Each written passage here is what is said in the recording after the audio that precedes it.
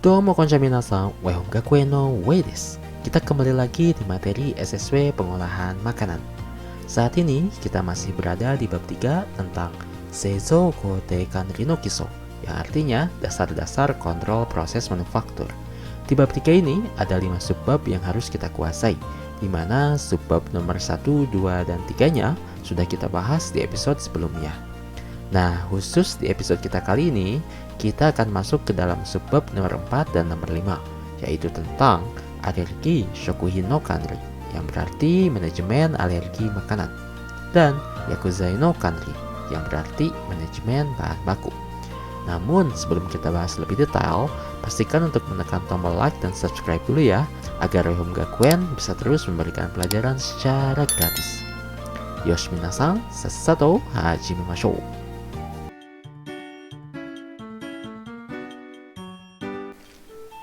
Oke minasan, kita mulai dulu dari manajemen alergi makanan ya. Sebab ini memiliki 2 poin yang harus kita pelajari. Di antaranya, nomor 1 ada Kanri no taishou to naru alergi shokuhin, yang artinya pengendalian makanan penyebab alergi.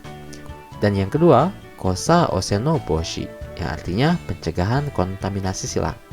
So, pertanyaannya, gimana sih caranya agar kita dapat mengendalikan alergi yang disebabkan oleh makanan? Dan ini jawabannya. Menurut Shokuhin Hyoji-ho atau Undang-Undang Pelabelan Makanan, kita wajib memberikan hyoji pada makanan yang paling banyak menyebabkan kasus alergi. Di antara banyaknya makanan yang ada, setidaknya ada 7 shurui atau 7 jenis makanan yang wajib kita perhatikan. Adapun ketujuh makanan tersebut diantaranya adalah sebagai berikut. Ada ebi, kani, komugi, soba, tamago, nyu, dan rakkase. Selain dari ketujuh makanan utama penyebab alergi barusan, ada pula 21 jenis makanan lainnya yang juga harus kita kasih hyoji, meskipun shoujo atau gejala alerginya tak terlalu parah.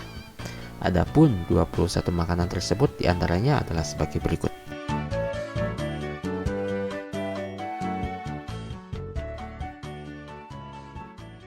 Misalnya di pabrik tempat kamu bekerja nanti ada bahan makanan lain yang tak tertulis di daftar barusan, maka jangan pernah menyatukannya atau menyimpannya dengan makanan penyebab alergi secara berdekatan.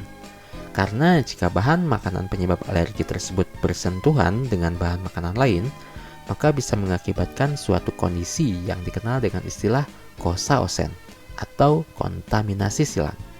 Biar kamu nggak mengalami kosa osen pada saat bekerja nanti di Jepang, kita cek bahasan yang kedua tentang kosa osen no boshi atau pencegahan kontaminasi silang. Secara sederhananya, kosa osen atau kontaminasi silang ini terjadi ketika bahan penyebab alergi dicampur dengan produk lain. Kasus ini seringkali terjadi pada saat proses penyimpanan bahan baku dan di lini produksi. Nah, untuk mencegah kosa osen ini terjadi, maka kita wajib melakukan 3 hal seperti berikut. Yang pertama ada genzaryo no kubun to hokan, yang artinya menyimpan bahan baku secara terpisah. Adapun aturannya sebagai berikut. Hitotsu, alergi shokuin o fukumu genzaryo wa fukumanai genzaryo to kubun shite hokkan shimasu. Futatsu, takutei genzaryo wa他の原材料などの上に重ねておいてはいけません。3つ、開封済みの原材料は中身がこぼれて混入する可能性があるので、特に注意が必要です。Kemudian cara pencegahan yang kedua adalah kigu no tsukaiwake atau mengklasifikasikan peralatan yang akan digunakan. Tipsnya adalah sebagai berikut. 製造ラインではアレルギー食品を含む原材料と含まない原材料で容器や器具など使い分けて交差汚染を防ぎます。容器や器具を色分けしたりマークをつけたりします。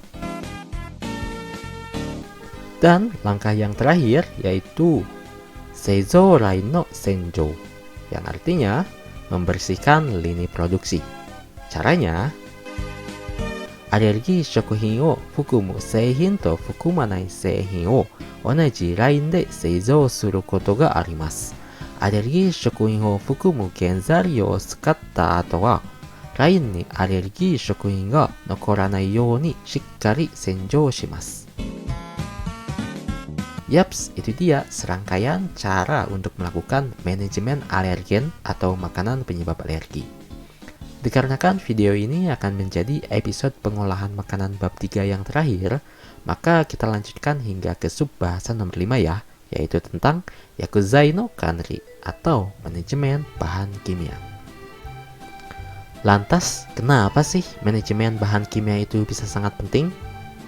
Alasannya, yaitu agar mencegah bahan kimia seperti deterjen, disinfektan, dan bahan makanan tertentu secara tak sengaja tercampur ke dalam makanan. Tahu sendiri kan, jika misalnya ada dari bahan-bahan ini masuk ke dalam makanan dan termakan oleh konsumen kita, maka bisa mendatangkan kerugian baik bagi konsumen maupun kita sebagai produsen. Maka dari itulah, ada 3 faktor yang wajib minasan lakukan di sub bahasan Yakuzai no Kanri yang satu ini. Di antaranya, pertama ada Senyo no Hokan Basho, yang artinya membuat tempat penyimpanan khusus. Nantinya, kita bisa menyimpan bahan kimia dengan teratur, rapi, dan terjauh dari bahan makanan. Kita hanya disarankan untuk membawa bahan kimia yang diperlukan saja ke dalam pabrik. Setelah digunakan, kita harus kembali membawa bahan kimia tersebut dari pabrik dan disimpan ke tempat asalnya. Selalu ingat ya, 5S. Nah, bahan kimia yang dibawa dan digunakan di dalam pabrik tersebut haruslah dicatat di dalam buku besar keluar masuk, atau dalam bahasa Jepangnya, Nyushutsu Kodaichou no Kiroku. Seperti yang tertulis di sini ya, Tsukata ryou wo yakuzai no nyushutsu kodaichou ni kiroku shimasu. Tapi ingat, bukan hanya jenisnya saja yang mesti dicatat, juga jumlah sisa dari bahan kimia sekaligus memeriksa ulang apakah jumlahnya sama dengan yang kita gunakan atau tidak. Dan agar memudahkan kita dalam melakukan proses pencatatan sekaligus sebagai tujuan keamanan, kita juga mesti memberikan label pada wadah bahan kimia, meskipun sebagian besarnya selalu dilakukan oleh orang perusahaan. Istilahnya, yoki no kufu, atau memberi label pada wadah. Jika diartikan secara mentah-mentah ke dalam bahasa Indonesia, yoki no kufu ini bisa berarti wadah pintar.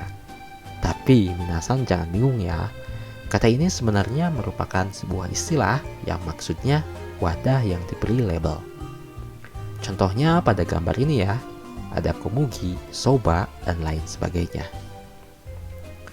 Seperti yang sudah disebutkan barusan ya, pemberian label ini biasanya dilakukan oleh manajer atau yang berwenang. Tapi ada kalanya kita pun mesti melakukannya, terutama jika sudah bekerja selama beberapa waktu. Guna memberikan label pada wadah ini agar kita terhindar dari kesalahan dan kekeliruan penggunaan bahan kimia terhadap makanan.